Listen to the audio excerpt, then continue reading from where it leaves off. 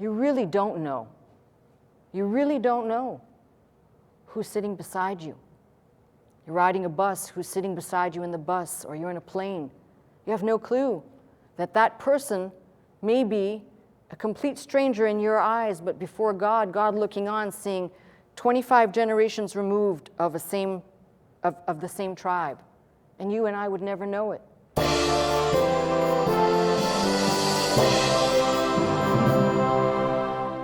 So we've been studying the lost tribes, and it is a look into when the Bible closes.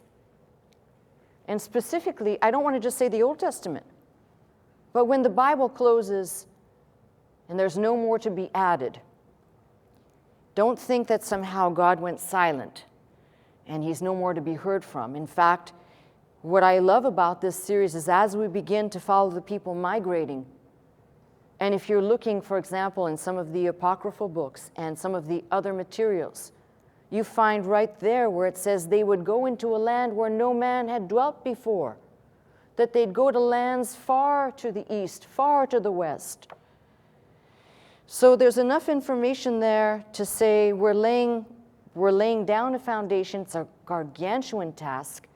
I actually appreciate a lot of your patience, because a lot of times I'm just trying to dump enough information to then come back and try and figure out if you got the nuts and bolts of the dump, maybe now I can go back and I can micro detail what's happening. Because as I said, there's so much information. We started by following or looking at the tribe of Dan, and we have definitely seen that Dan will possibly line up with a few other tribes, a few other people and cultures outside of the house of Israel. But what I've said before regarding these people who originally, tribe of Dan, as one of the many children, offspring of Jacob, whose name was changed to Israel. And of course, if you're studying the Old Testament, we see that by the time of the Exodus out of Egypt, Dan is still there because they're camped. They're set up strategically in the camp of all the tribes. Their tents are set up strategically. But we know that there were several exoduses before that exodus. And this becomes important because a timeline has to be established. Now, when we get to looking at the history of Ireland, the history of Ireland basically would not really exist. Were there people in Ireland before the Firbolgs or before the Numidians or before the Tuatha De Danann? Yes. And we have evidence for that. If all you have to do is look at the land that is peppered with these ginormous stones, these incredible thousands of pounds, tons stones that we know come well before any of these people have set foot in that land.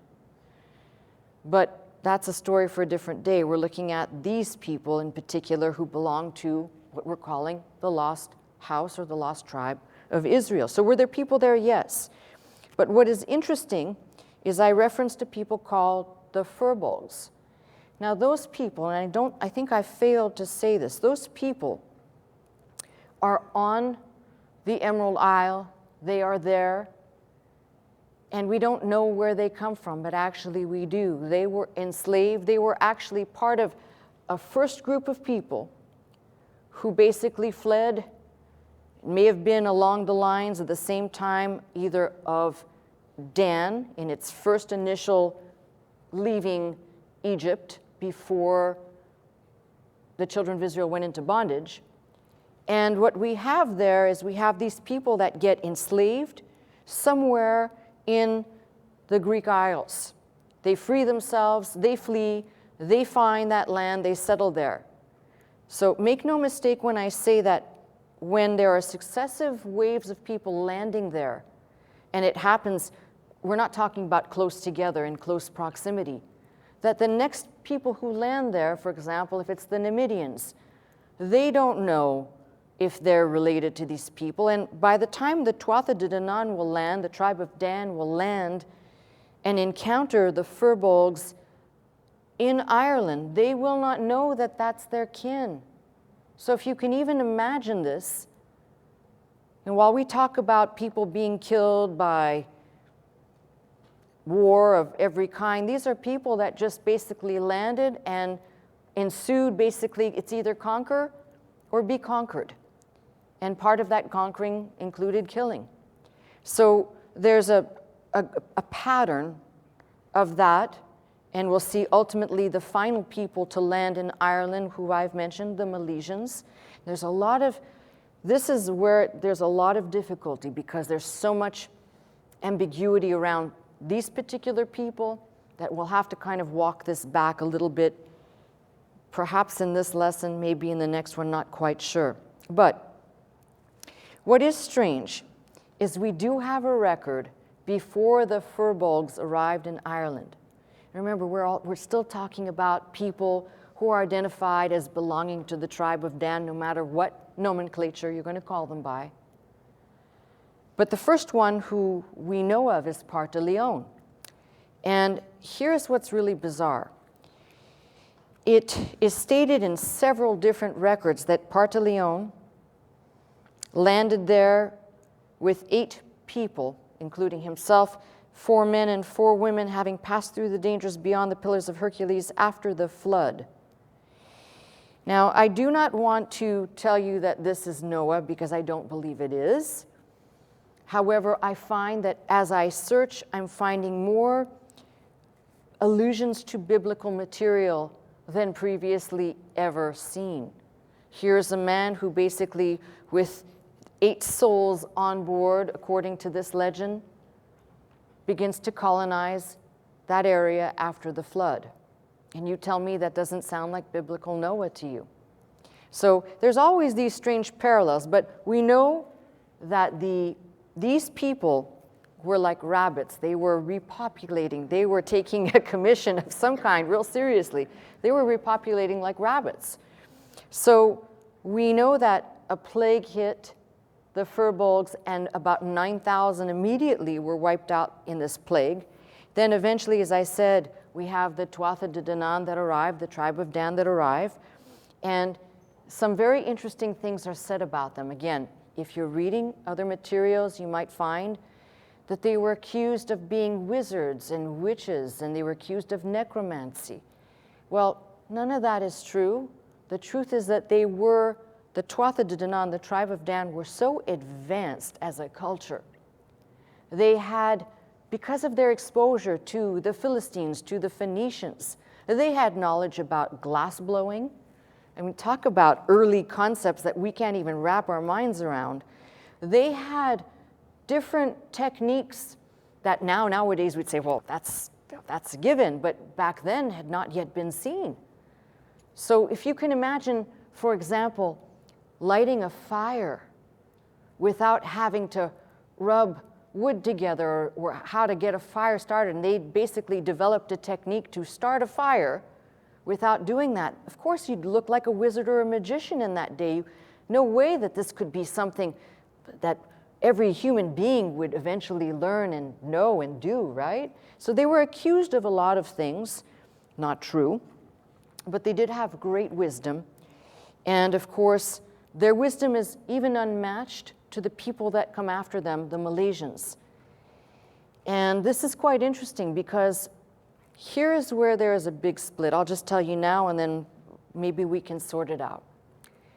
There's no way, as a person, I'd like to call myself a time detective here, there's no way to go back and adequately figure this out because we don't have enough information, except for the DNA evidence, to figure out where exactly these Milesian people really actually came from. And the reason why I say this is a problem, because if you are looking at the names, again, if you're reading different materials, a man named Meled, Melisius, and possibly either his son, Gethelius or Gethelus, it's assumed that these must be of Spanish descent because they were living in Spain, but they were not of Spanish descent. We know that.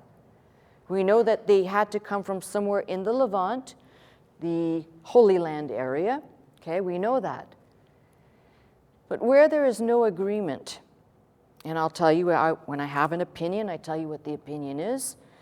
My opinion is that, I said this at the very beginning, the Malaysians are none other than a descendant from the tribe of Judah. And if you look carefully, you'll find an individual named Mahol in the records, M-A-H-O-L.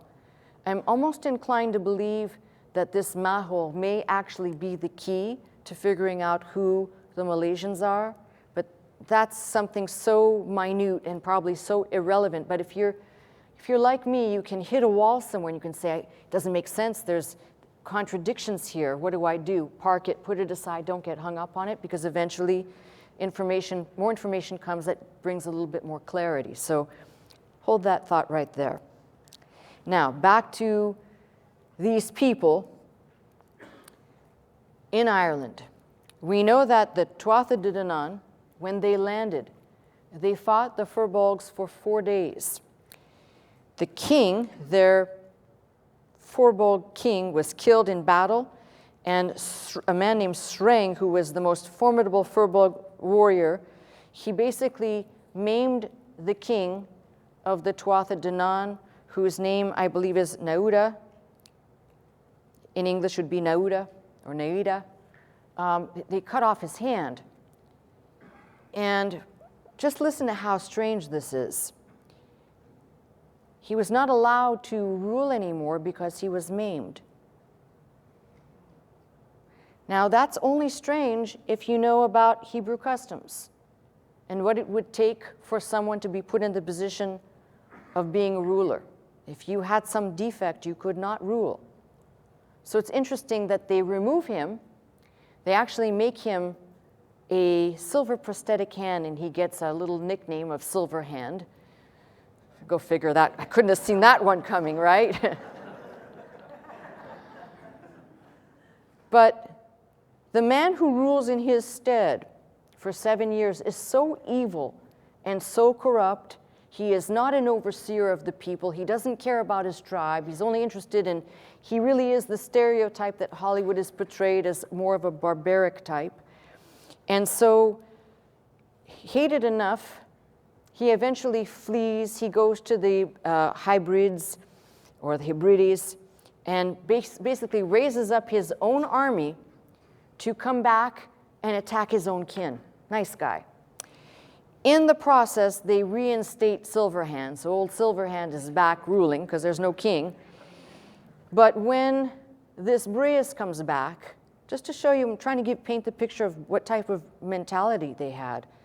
He comes back and he basically has no issue to kill the king, which he does, and a big slaughter incurs. And there's not even a thought that they are fighting their own blood. Now you might say, well, what's the difference between that and, for example, the American Civil War? We were all brothers basically fighting, but again, the difference there may be about the political understanding and the laws of the land at the time in America. This was simply about a power play. There wasn't we have a difference of opinion of who can be and who can't be. It was just simply kill or be killed, and that's exactly what happened. So after this time, just to give you an idea of how things can work out, they put a man in power who becomes their next king by the name of Dagda. He rules for 80 years and is considered one of the greatest of the tribe of Dan in terms of all the people that led. And apparently they had many kings within their realm until the Milesians came, and then the Milesians basically will dominate the tribe of Dan. And the tribe of Dan will never get its traction back again. It's kind of done. So this is another one of these I have to explain. I'm going to give you a little synopsis of something I shared with you last week, and I'm going to try to elaborate a little bit on it. We know, as I'm talking about the Milesians, we know that these are a varied people that started somewhere from Egypt, made their way through Turkey, Greece, and onward to Spain, and eventually into Ireland. But there is a story that basically says that these known as Gael, because in the days of their ancestors who were living at the time of Moses, one named godal glass. It is said that Moses cured him of a snake bite, and Neil, grandson of Gadol or Gadhal, who had been invited as an instructor to Egypt by one of the pharaohs, married Pharaoh's daughter named Skoda, and this is how it's packaged. And then all the people, after they went to Ireland, were named Skoda after her. No, that's not how it happened. That is the fabrication of monks who basically either didn't have enough learning in the Bible and thought that was a convenient way to perpetuate Scotland. Scotland doesn't even start like that. Sorry, if you don't know the history of that, go read it somewhere. That's not the history. What we do know is, and this is where the problem begins, this name Neil, which I'm sure morphs into the Irish Neil, which is a very popular name, but in its spelling simply is translated as champion. So whoever this Neil is, Neil, grandson of Gadol, this could have been a way of saying a great champion, a great warrior, may not even be a true name. But here's what's so crazy about this. A story is told that, if you know the biblical timeline, can never add up to this. If you believe the story that I just referenced, that here is a man invited as instructor into Egypt by one of the pharaohs, married Pharaoh's daughter named Skoda, and maybe that happened, but these are not related, that the fact that afterwards the people are called Scotia, and then later it's called Scotland in Scotland, no. What is entirely plausible is that, if you know the timeline, the episode that they're talking about, Moses curing somebody of a snake bite, happens in Numbers after, they're still wandering, but it's after they've left Egypt. And if you follow the story as told, where it says this man who went back who was a champion, there's a disconnect. And the disconnect is, it says he went back to Egypt while they had already left Egypt. And so there's one problem in that story. You might say, well, what are you trying to imply here? Well, I'm going to tell you what I'm trying to imply. I'm trying to tell you that there are actually several stories tied up like a spider's web that we have to untangle. Because the other part of the story, and I'm jumping ahead of myself and my notes, but the other side of the story is the arrival of Jeremiah, the prophet, along with the daughters of Zedekiah and the scribe Baruch in Ireland. And here's where it gets a little confusing, okay? So bear with me. We know, based on the book of Jeremiah, and you read starting in the latter chapters of 30 and 40, in the 40s of Jeremiah, and you'll read how Jeremiah was summoned to King Zedekiah to advise him. Of course, he didn't take the advice. We're now talking about this as southern kingdom, Judah. And we know that there's a prophecy given that says they will be basically carried away into Babylon for 70 years. Now, what happens is Zedekiah, who is not a good king, he tries basically to work a deal and make an alliance or an allegiance with an Egyptian pharaoh. That call kind of falls on deaf ears, because what's told is Nebuchadnezzar's coming and Jerusalem is going to fall. Now, that's kind of the gist of it, okay? How the story goes is, as Jeremiah basically counsels Zedekiah and tells him what to do, Zedekiah, who should have just stayed true to God's word, he makes a promise to the Babylonian leader, and then he takes it back. And that basically unleashes the beast on him, okay? So, Zedekiah is basically taken away. His eyes are plucked out. He's got a fish hook in his jaw, and he's led away. Basically, all of his male heirs are killed or imprisoned. And his daughters escape with Jeremiah and the scribe Baruch, the first place that they go, and you can read it in here, it's in the Bible, they flee to Egypt. Now, why is this important? Because, again, we're going to combine Bible and archaeology and some evidence that it's really hard to debate this when you see it. You might think, well, okay, they fled to Egypt, and where did they go? Well, we know where they went. They went to the palace of Afris, or the pharaoh Hofra. They show up there, and why, you ask? Well, if you read this record in Jeremiah very carefully, you're going to find, and there's records of it elsewhere, I believe it might be in either Kings or Chronicles, but you'll read very clearly that Zedekiah had some type of, we'll call it at least an amicable relation with Hofra. So we have the daughters of the king of Judah showing up at Pharaoh's door. He takes them in. He hides them, basically, because the rumor was that the Babylonians are now going to invade Egypt. So he takes them in for a time, but they must flee. And here's what's kind of baffling. The records, both secular and not, there's no record of it, I do not believe, in the Bible, but there are secular records that say that Pharaoh Hofra adopted the daughters of Zedekiah so that they would, A, have his protection, and B, they would not be without status, because, let's face it, if they were just simply princesses and they didn't have anything else tied to them, it's not like they have standing anywhere.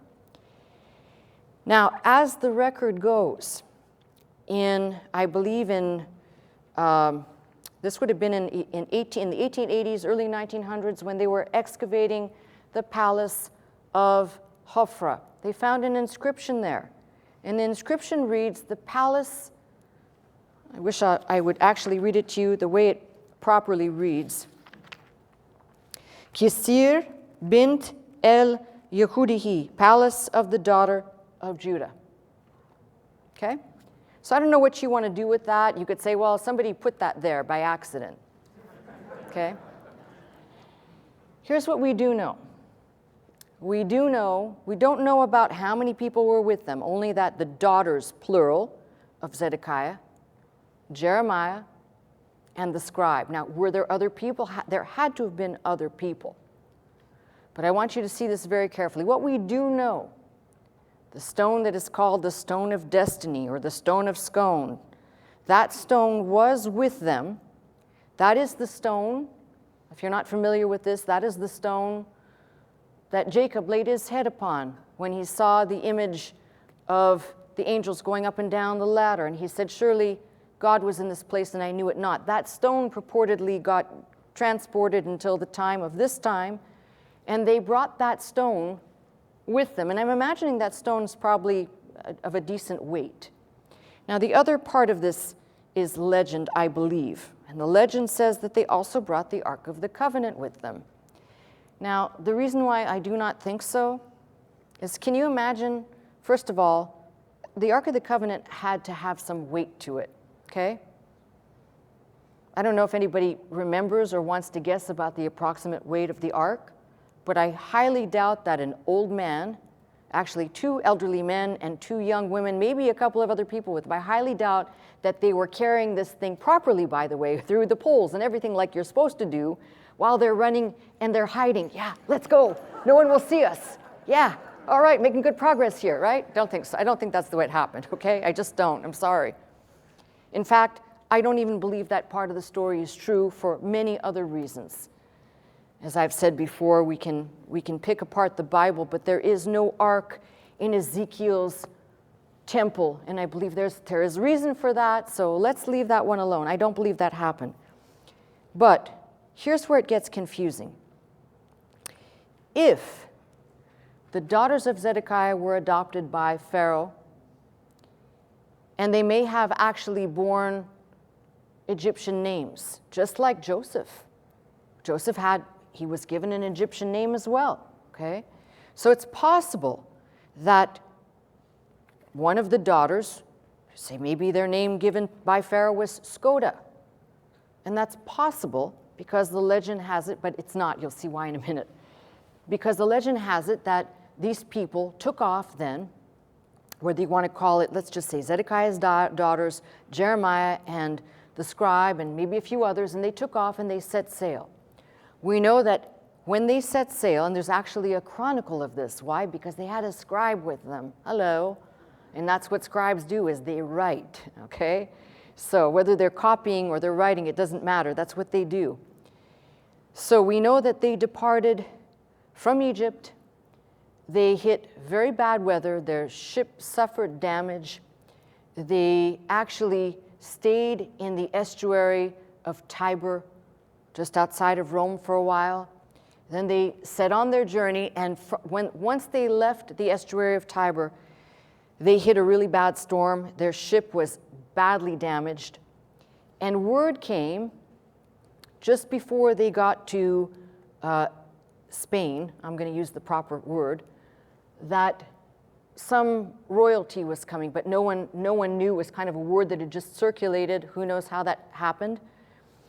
They get to Spain, which is not yet Spain, and the descendants there, which I told you are many, these are many of tribal people of the house of Israel, specifically, as I said, possibly the tribe of Gad and others. They declare Teotephi, who is the daughter of Zedekiah, they declare her queen. They declare her queen of the people. That's even before she gets to Ireland. And then, of course, they get their ship repaired. I believe they did that somewhere in a place called Mara Zion by Cornwall.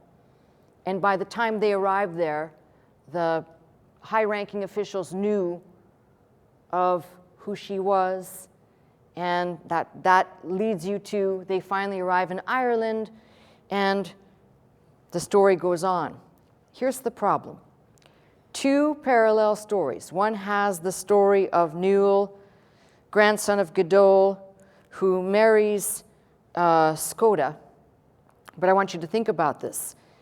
If Moses cured, let's say, the dad, and the son is now taking off and marrying a daughter of Pharaoh, the timeline is not adequate. There's not enough time, because the events we're looking at that truly transpired happened in after 586 BC. In the time of Moses, there's not enough time for that. So that's why I said sometimes you have to look at these things and recognize that this could just be a messed up kind of one of those mythological meldings of stories that over time just kind of get stuck there. Or the other preference that I'd like to say is that a lot of times it was the uneducated monks and people living in what we'll call the very dark ages, who did not even read, let alone have access to scripture, who fabricated a lot of these things. So good luck to you in sorting that out, but I just thought I would tell you that I'm not done. We'll come back to this because this is a big subject. But here's what I want to now get back to. The parallel story is that Milid, or Melisius, who also, by the way, is with a daughter of Pharaoh, is dispatched and goes out to the isle. If you look this up, you'll see there's at least 2 or 3 people who take up with a Pharaoh's daughter or an adopted daughter of Pharaoh. Maybe that's a popular custom, and I didn't know it, right? Don't think so. So what we do know is that this Milid, whoever Milid is, who is probably the leader of the Milesians, it says that he died in Spain. He never even made it to Ireland. But he had 8 sons and their mother, and so 5 of the sons were lost. That means 3 landed in Ireland with the mother, and that would be, by the way, at a separate time too. So none of these things can be looked at except on a timeline to understand the impossibility. Now, why am I saying all this and saying impossible for the first story I just told? I'll tell you why. Because the promise given early on by the patriarch Jacob Israel is that there would always be basically a descendant of David sitting on the throne. And not to be confused, I typed this up to show you something. Yes, I typed it up myself. This is a line from Zerah. So I've got Abraham, Isaac, Jacob, Israel, Judah. And this is Zerah's line, and the line descending from Zerah and all of its descendants. And I basically went to Charlemagne, all right? So from Zerah, you could trace this all the way down. It's actually a real pain to do it, but you can trace all of this. But the reason why I'm showing you this is because not to be confused with the line that descends from Pharez. Remember, that produces David, that produces Solomon, the kings of Israel. That will produce, by the way, the line that leads down to Zedekiah. That will keep going. But hold that thought for a minute, because it's important to recognize how separate these lines are. Don't homogenize the line of Zerah and the line of Pharez and put them together, not just yet. That comes a little bit later. They'll get put back together. But for right now, for what we're talking about right now, it's important to note that if we were trying to follow someone sitting on the throne of David, and they had taken this stone of destiny before its time, it means basically, it means a lot of things, but it means it's impossible. Because the first story I told you would have them basically leaving wherever they were in the wilderness, sometime in a generation or so in Moses' day, and we would have never even gotten to producing or choosing David as king. Does that all make sense to you? That's why sometimes you have to do things backwards, and it sounds a little bit convoluted, but you've got to approach it from a deduction backwards to recognize that first theory cannot work. Now, the stone was brought to Ireland, and there's a whole story about the stone, which I'll get to in a minute. But what I want to point out to you is we know that there are several leaders involved in, from the Bible record, we can trace, for example, if you go back to the record in Chronicles that I've pointed out so many times, First Chronicles, I believe 2, and you've got the line of Judah, Judah's family record, and I want you to take a look at something. Sons of Pharez, Hezron, and Hamul, sons of Zerah, Zimri, or Zabdi, Ethan, Heman, Calcol, and Dara, which I've said many times, or Darda, as the margin reads, 5 of them in all. It is my opinion, just my opinion, that if you remember, we have Calcol, or Chalcol, leaves to Greece. I believe Gethelus is the son of Chalcol, and Gethelus actually returns to Egypt briefly. So the dad flees, he has kids somewhere, the kid comes back to Egypt for a time, and I believe we can more than put this together to show that a descendant of Chalcol named Gethelus is also in the line of the Milesians. So let's not try and smear this too much. As again, as I said, we're kind of doing a time detective thing with little information, so it makes it very difficult. But what we do know is that once the Milesians are ruling, we will have basically 2 individuals who are actually brothers, Hiramon and Heber.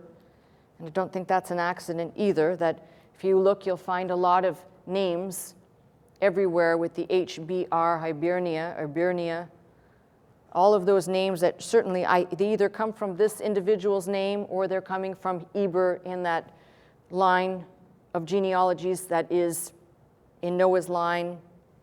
Look it up. But we have these 2 brothers that will eventually fight. Hiramon, one of the brothers, wins. It's during this particular time that we're starting to see a flux of other people coming into the land. A lot of Pictish people will show up. This is after the Milesians are there.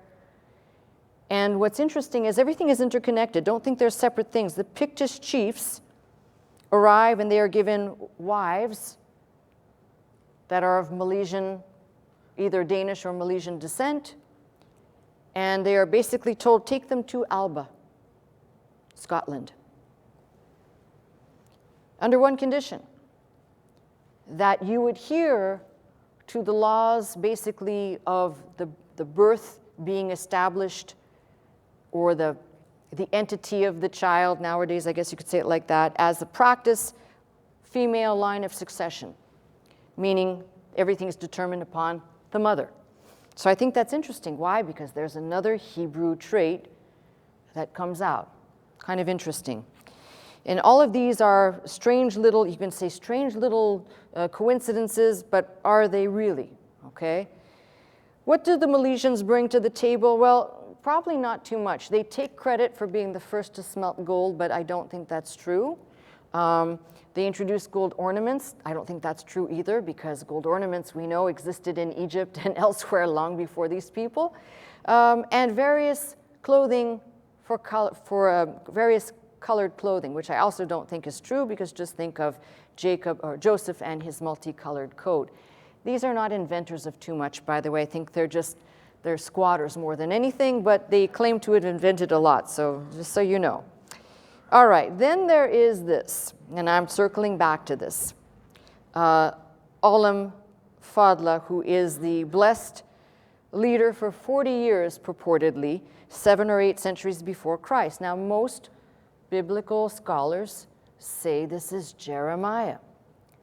And I got to tell you, if you are really looking at what this Olam Fadla did when he arrived, it's quite remarkable, because he basically made structure in the land, dividing up, what we have now, what might be analogous to states or provinces, and then townships or parishes. He divided up everything so that the reason being is then he appointed overseers over those areas, that every 3 years at something called the Feast of Tara, where they would gather together and they would discuss and resolve the problems from each parish or each township.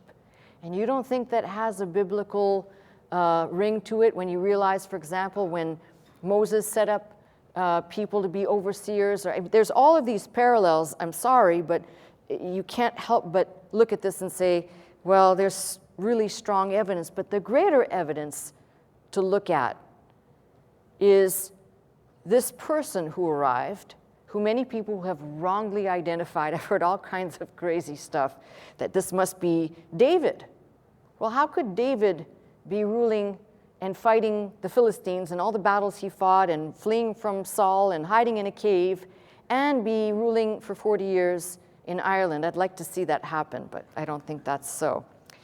All right, so there's a lot of things. If you're trying to sort this out on your own, don't get too frustrated. It can be like, I'm going to pull out my hair.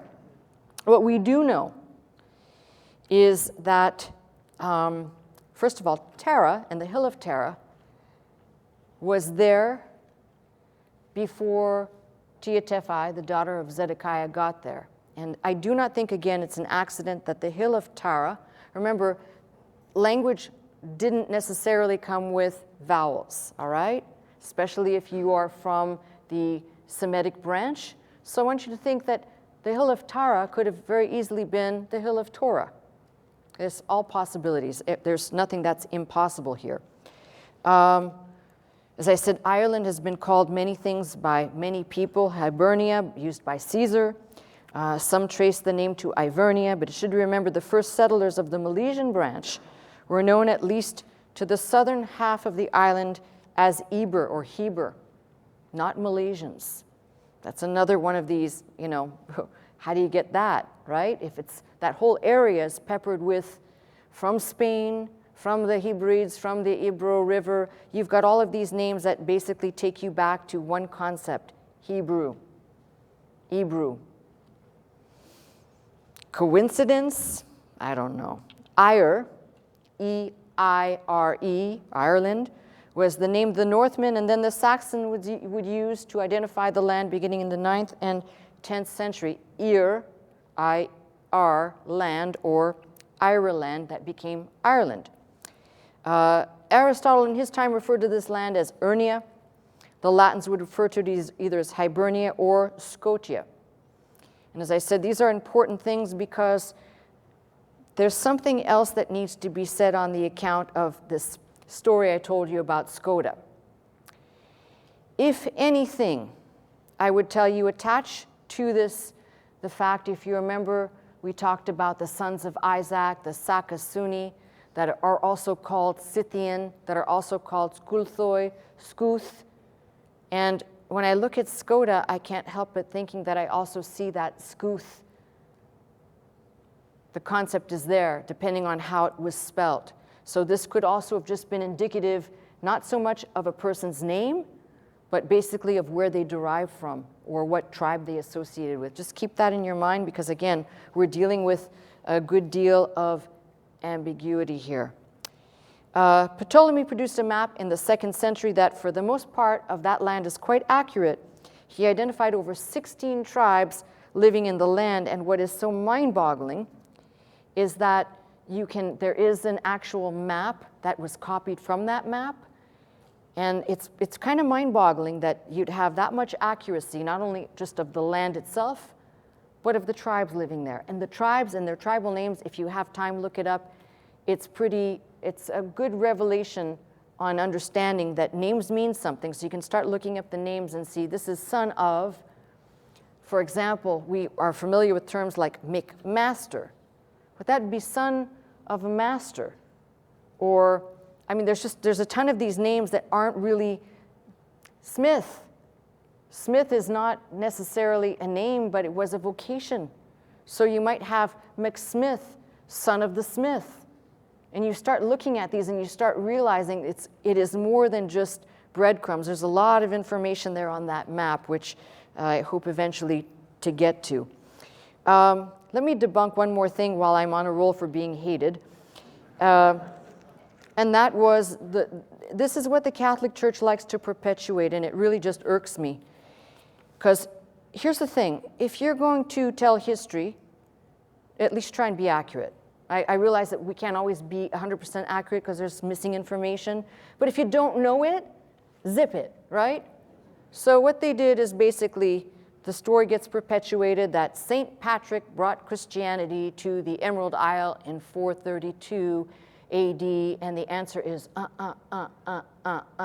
no, okay?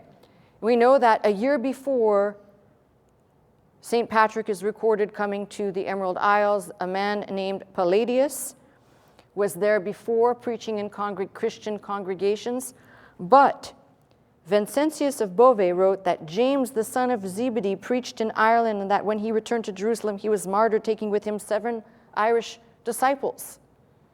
Put that in your pipe and smoke it. Nicephorus, in his ecclesiastical history, says Simon the Zealot brought the gospel to these islands, where he was crucified later in Britain. And we know that the Apostle Paul was not only in Britain, but in Spain, as well as these lands. We've got other witnesses, for example, Joseph of Arimathea. We know that he was traveling to and from those mines somewhere in Cornwall. Well, there's no reason why he wouldn't have gone beyond those. And whether he ends up in the south of France with Mary Magdalene, or whether he, during that time, before they fled from that land, was busy preaching, which I believe he was. So, but if you don't believe anything I'm saying there's one really hardcore piece of information, and that is the church councils themselves. So the Council of Arles in 314 AD has British, English bishops in attendance, with a peppering of the Irish. So you can put all of that St. Patrick stuff in a bag and do whatever you want with it. But as for me, listen, it's really fanciful to say, oh, he brought Christianity to the Isles, because it's their way of usurping Christianity, but it didn't happen like that. And in fact, if we could really know, I'm not sure whether Simon the Zealot or whether it's James the son of Zebedee, but I guarantee you at least one of the followers of Christ, eyewitness to Jesus, at least one of them, because we know they went to far-flung corners of the earth. If John, for example, went to India, that's where we get the Thomas went to India, that's where we get the Thomas Christians. We've got records of people basically going to far-flung corners to preach before they're martyred. So the idea somehow that this only belongs to the Catholic Church, and by the way, in 432, if you really want to go AWOL on this, all you got to do is start looking at the transmission of the New Testament as it is being spread. And we know for a fact that the Latin Vulgate, Jerome's Vulgate, we've got good sources to show, with dating, to show that these materials were spreading quickly and before 432, most certainly. Languages were already developed. Ophelius wrote and developed Gothic. We have the Armenian bishop who creates the Armenian language, all this in the 300s and 400s for the gospel. You think somehow the Irish people in that island, they waited and they said, oh, well, we'll wait until St. Patrick comes to visit us. I don't think it happened that way. So what else can I tell you? I have a lot of information here that probably is, I would say, too much information and an overload. But here's what I do want to share with you that will kind of give some credence to something. Let me circle back to Tia Tephi.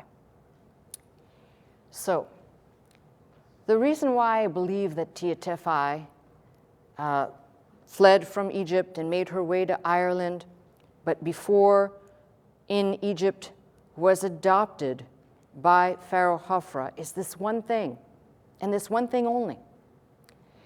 In the 1950s, that there is a hill called the Wailing Hill, or the Hill of Tara, and close by to that hill, they dug up a man, Sean O'Riordan, I believe is his name, is an Irish archaeologist, dug up in 1955, dug up and found the body of a young teenage boy.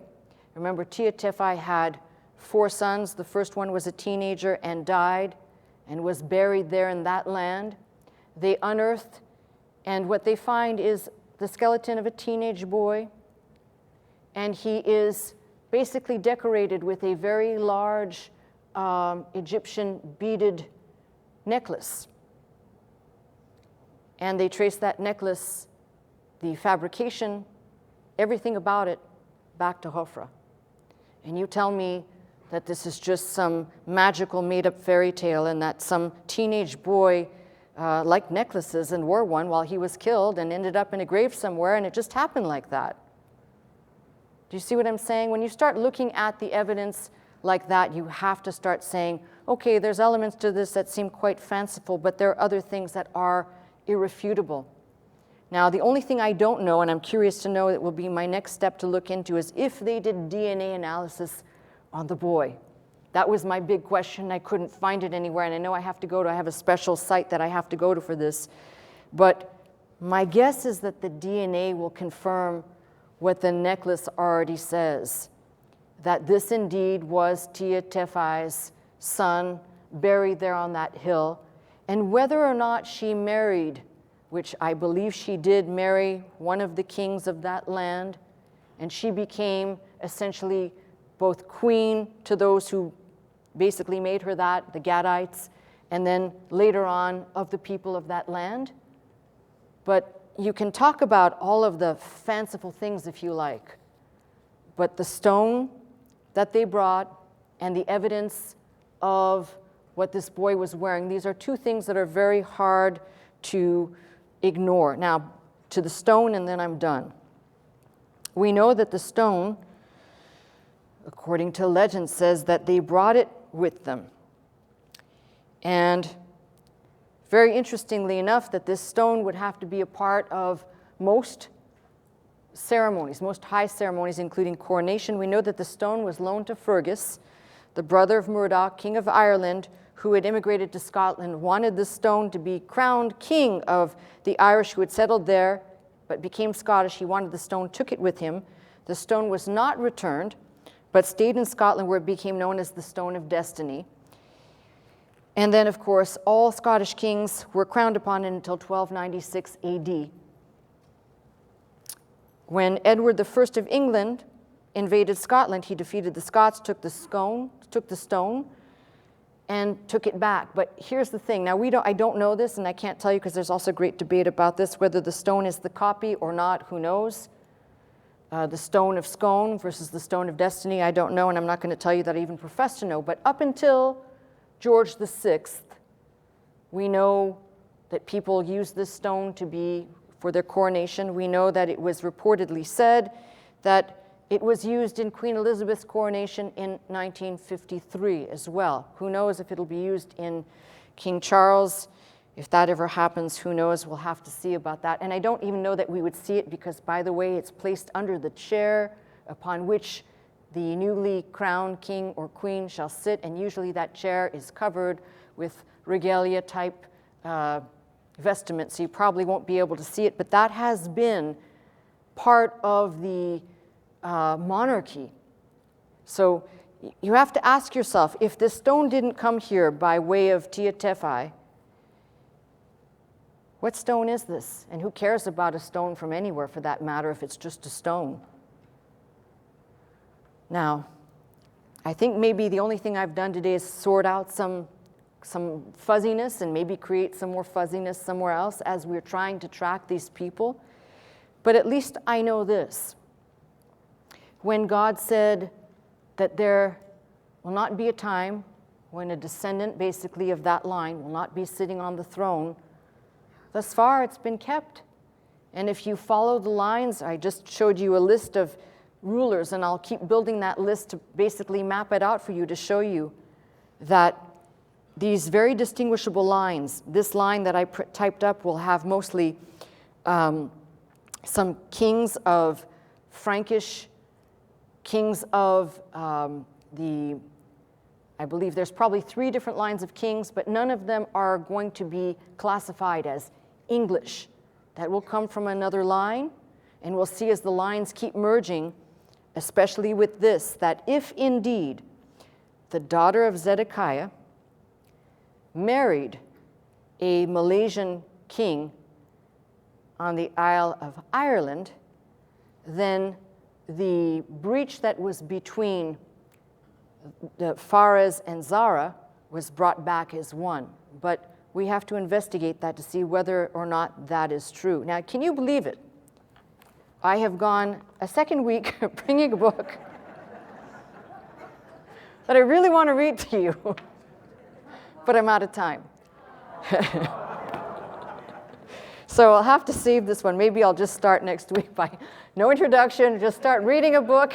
And if you tune in while I'm reading, you'll be like, what's she talking about? Well, you'll have to figure that one out. But what I want you to leave here with today is this. This is definitely not mythological fables. We're talking about really the Word of God, the destiny of His children, and the future of His children. Because I believe this, once we identify, and we'll look at the whole globe. Remember in earlier messages I talked to you about the Sake people going into India and going into China. And we'll find that they're going to be all over the world, except they're not going to know themselves as who they are. They're not going to remember. Their language will change.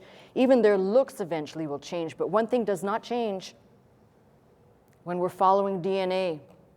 Now, DNA may be interwoven, may be mingled, a lot of things over time, but if we're going to older sources, that DNA is still sorting out the mess for us. And I think what we're going to see is when you get to the end of this, not only is God faithful to His Word to make good on what He said, but look at what's happening in the world today, where it seems like you don't have to be a furball and a tuatha de danann to hate your brother. You just walk around and everybody's full of it. Everybody's full of hate. They're full of animosity. Everybody's angry. Everybody's been divided. And I'm not telling you, listen, I am not saying that we can all get along, we can all hold hands, and let's all sing Kumbaya. That hasn't happened, and it probably will never happen except in a future time when the earth is recreated, perhaps, and Christ is ruling and reigning. But in the meantime, it should bring us to think of something. You really don't know. You really don't know who's sitting beside you. You're riding a bus, who's sitting beside you in the bus, or you're in a plane. You have no clue that that person may be a complete stranger in your eyes, but before God, God looking on, seeing 25 generations removed of the same tribe. And you and I would never know it. Does it make a difference in the big picture? For me, it does. I think that knowing there's not this idea somehow that, as I said, we're not all going to get along, that's never going to happen. But knowing that we're not as distinct as we think we are. And just to even give this a little bit more perspective, the people who spend most of their time in this land, by the way, it's rampant everywhere, but creating the division, if you fall for it and you let yourself be sucked into it, then you're a sucker yourself. Your only defense is to keep looking to Christ and recognize that Christ sees you the same way he sees the person sitting beside you, covered by his red shed blood that he spilled for you and for me, and he's not looking at who has more, who has less, who has standing. And for the people who are the organizers, the epitome of evil, the organizers of all of this evil that's happened in our land, if you don't think, it may not happen in our lifetime, but if you don't think they're going to get theirs, they will. We have become so fragmented, and that's why this subject to me, it's actually tugging on my heart more and more to see how interconnected we really are. And when you start probing the origins of these people, you realize that much of what we see around us was brought into our being by some of these people. And as I said, don't think that you know the answer of who will be there when God gives the clarion call for those people to come in that day to worship on the mount.